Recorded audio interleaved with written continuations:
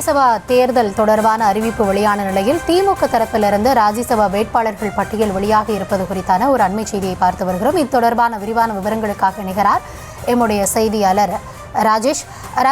முன்னதாகவே திமுக தரப்புல யார் யாருக்கெல்லாம் ராஜ்யசபா அந்த வேட்பாளர்களுக்கான வாய்ப்பு வழங்கப்படும் அப்படின்ற ஒரு கணிப்பை நியூஸ் தமிழ் ஏற்கனவே இந்த தேர்தல் கணக்கில் நம்ம பேசியிருந்தோம். இந்த தருணத்தில் நாம யூகித்ததுக்கும் தற்பொழுது திமுக தரப்புல வெளியாகி இருக்கும் இந்த வேட்பாளர் பட்டியலுக்கும் ஒப்பீடு தொடர்பான வெளியாகி இருக்கும் வேட்பாளர் பட்டியல் குறித்தான விரிவான விவரங்களை வழங்கலாம் ராஜேஷ்.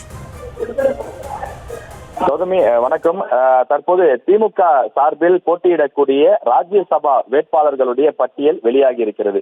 இதுல ஒரு சுருக்கமான விஷயம், தமிழ்நாட்டில் 6 காலி இடங்களுக்கான அந்த தேர்தல் நடைபெற இருக்கிறது அடுத்த மாதம் 19ஆம் தேதி. இதில் 4 உறுப்பினர்கள் திமுகவுக்கு கிடைப்பதற்கான வாய்ப்பு இருக்கிறது. 2 எம்பிக்கள் அதிமுகவுக்கு கிடைப்பதற்கான வாய்ப்பு இருக்கிறது. திமுக சார்பில் போட்டியிடக்கூடிய 4 பேர் யார் யார் என்பதை அவர்கள் பட்டியலிட்டு தற்போது அதிகாரப்பூர்வமாக வெளியிட்டிருக்கிறார்கள். அதில் ஏற்கனவே ராஜ்யசபா எம்பியாக இருந்து வரக்கூடிய வழக்கறிஞர் திரு பி வில்சன் அவர் மீண்டும் ராஜ்யசபா எம்பி ஆகிறார் என திமுக சார்பில் அறிவிப்பு வெளியிடப்பட்டிருக்கிறது. மேலும் கவிஞர் சல்மா டிவி விவாதங்களிலே பேசக்கூடியவர், தொடர்ச்சியாக திமுகவுக்கு ஆதரவாக பல்வேறு மேடைகளிலும் இலக்கிய அணியிலும் இருந்து அவர் பல கூட்டங்களில் பேசியிருக்கக்கூடியவர். தொடர்ந்து திமுகவிற்காக உழைத்து வரக்கூடிய அவருக்கு ஒரு அங்கீகாரம் அளிக்கக்கூடிய வகையிலே கவிஞர் சல்மா அவர்களுக்கு புதிதாக இந்த ராஜ்யசபா பதவி என்பது வழங்கப்பட இருப்பதாக தெரிவிக்கப்பட்டிருக்கிறது. அதே போல திரு SR சிவலிங்கம், இவர் SR சிவலிங்கம் சேலம் மாவட்டத்தை சேர்ந்தவர். சேலம் மாவட்டத்தை பொறுத்தவரை சேலம் கிழக்கு மாவட்ட செயலாளராக பொறுப்பாளராக செயல்பட்டு வரக்கூடியவர் SR சிவலிங்கம். அவருக்கு இந்த முறை ராஜ்யசபா எம்பி வழங்கப்படும் என்று தெரிய வருகின்றது. நாம் முன்பு குறிப்பிட்டது போல திமுகவுக்கு மொத்தம் 4 இடங்கள் இருக்கக்கூடிய நிலையில் 3 இடங்கள் திரு பி வில்சன், திரு SR சிவலிங்கம், அதே போல கவிஞர் சல்மா அவர்கள், இந்த 3 பேர். 4வதாக இருக்கக்கூடிய மற்றொரு இடம் மக்கள் நீதி மையத்துக்கு வழங்கப்படும் என்று தெரிய வருகின்றது. மக்கள் நீதி மையம் ஏற்கனவே இது தொடர்பான செயற்குழு கூட்டத்தை கூட்டி கமலஹாசன் அவர்களுக்கு இந்த சீட்டை வழங்க வேண்டும் என்று அவர்கள் முடிவு செய்திருக்கிறார்கள். எனவே அந்த ஒரு இடத்தில் கமலஹாசன் அவர்கள் வருவார் என்று தெரிகிறது. இதுல குறிப்பாக வைகோ அவர்களுக்கு இடம் இல்லை என்பது இதன் மூலமாக நாம் தெரிந்து கொள்ளக்கூடிய ஒரு விஷயமாக இருக்கிறது. இந்த 4 பேரில் வைகோ அவர்களுடைய பெயர் இடம்பெறுமா என்ற ஒரு சந்தேகம் இருந்து வந்தது. ஏனென்றால் தற்போது அவர் ராஜ்யசபா எம்பியாக இருந்து வருகிறார்.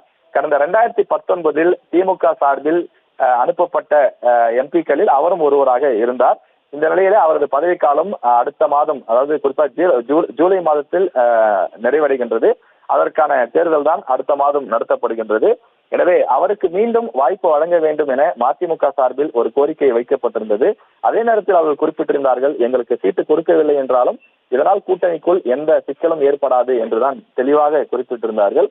இந்த நேரத்திலே 4 பேர் திமுகவை பொறுத்தவரையிலே வில்சன், அதே போல திரு வைகோ அவர்கள், அது மட்டும் இல்லாமல் தொழிற்சங்கத்தில் இருக்கக்கூடிய சண்முகம் அவர்கள், இப்படி 4 பேர் அந்த கட்சியிலே ராஜ்யசபா எம்பிக்களாக இருந்து வந்த நிலையில் இதில் ஒருவர் மட்டும்தான் மீண்டும் அந்த ரீட்டைன் ஆகிறார், மீண்டும் திரும்பவும் ராஜ்யசபா எம்பியாக செல்கிறார்.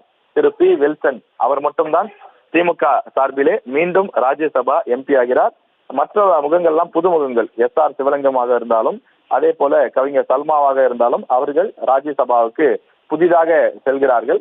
திமுக இந்த புதுமுகங்களுக்கு வாய்ப்பு கொடுத்திருக்கின்றது. கட்சியில் அனைத்து தரப்பில் இருக்கக்கூடியவர்களும் கட்சிக்காக உழைக்கக்கூடியவர்களுக்கு ஒரு அங்கீகாரம் என்ற அடிப்படையிலே திமுக இந்த முடிவை எடுத்திருப்பதாக தெரிகின்றது.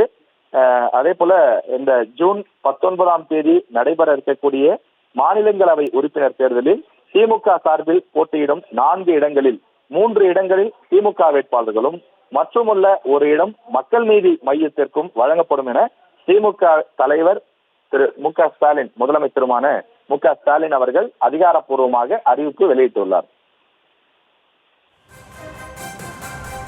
தற்போதைய விரிவான விவரங்களுக்கு நன்றி ராஜேஷ்.